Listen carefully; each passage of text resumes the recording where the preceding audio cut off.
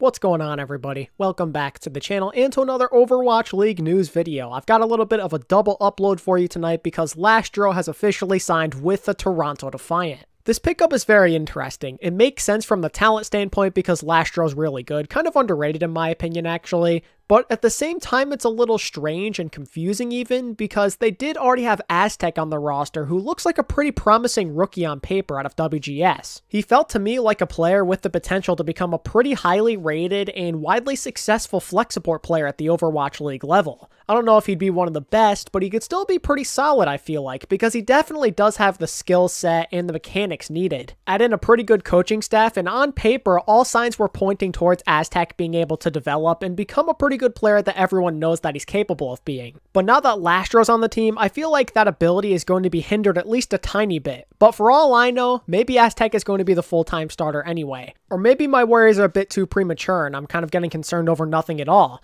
Maybe there's a world where they coexist just fine. Like, what if they have a rotational system going on where they split playtime? Maybe of Lastro come in for certain maps, then Aztec others, or maybe it's a hero thing, a meta thing if you will, where Lastro perhaps comes in for like Ana and Zen, let's say, then Aztec comes in for the Baptiste. Now, I personally am not the biggest fan of rotating supports in and out of the game very often, but there are historically mixed results, so maybe Toronto could be one of those teams who find success with it. From the talent perspective, both Lastro and Aztec have what it takes to make this work, but there's so many other factors that could decide whether or not this ends up panning out, so I don't really know if this is the direction Toronto necessarily wants to go in. It's going to be very interesting to see. On a more positive note, these two together in a double flex support meta could be very lethal. Could you imagine Lastro on the Zen and then Aztec on the Baptiste or something like that? That could be something that really puts in the work and does a lot of damage. They could be a very dangerous 1-2 punch support duo. My one hope is that Aztec just doesn't take this too personally because it doesn't really matter the sport. Pick anyone you want. If you play for a team and said team gets a player at the same position as you,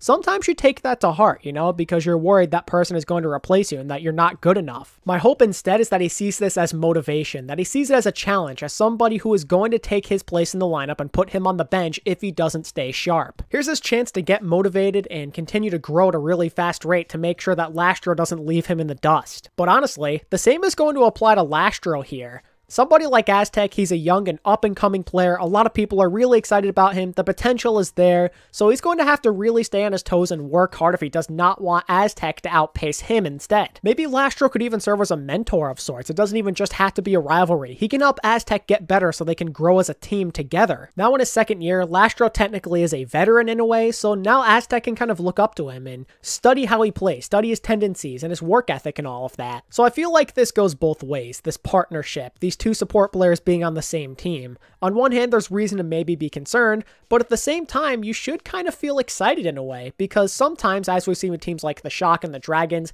having an overload of talent at a certain position can actually help you. So those are my thoughts on both of these support players being on the same team. But what about just from the individual aspect? How good is this signing for Toronto? Well, in my opinion, bringing Lastro aboard is only going to make you stronger. Was it the most necessary pickup in the world? I don't really know about that, but you take what you can get. Lastro's not exactly a bad player. Lastro is really solid from a mechanical standpoint. He has a lot of hard carry potential. It wasn't always present with the Valiant just because they had KSP on there and Shax, but trust me, this guy is an absolute monster and he put in the work more often than not. Besides mechanics, he's shown good abilities on just about all of the flex support characters in the game. His Ana, I think it's unreal. His Zen is just really disgusting because of how bloodthirsty he is, and his Bap isn't that bad either. Whether this is what Toronto desperately needed or not, it's something you take every single day of the week if you're a fan of this team because you need more clutch players. You can never have enough of those. Lastro serves as a nice little safety option for you. Even if Aztec is just as capable and just as clutch, you can rely a bit more on Lastro, I feel like, because of that veteran status and just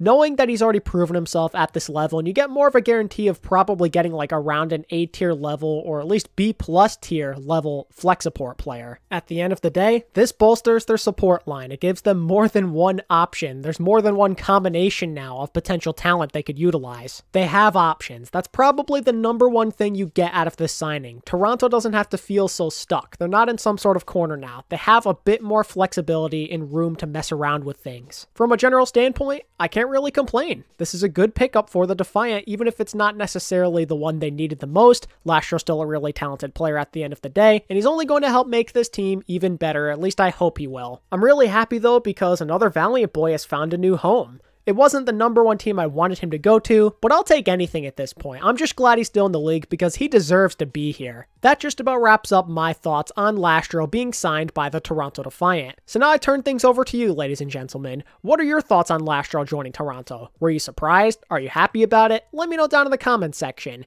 If you enjoyed this video, make sure to give it a like and subscribe to the channel more importantly if you're new so you don't miss out on any of my future Overwatch League news videos. And until next time, this is ATP, signing out. Peace.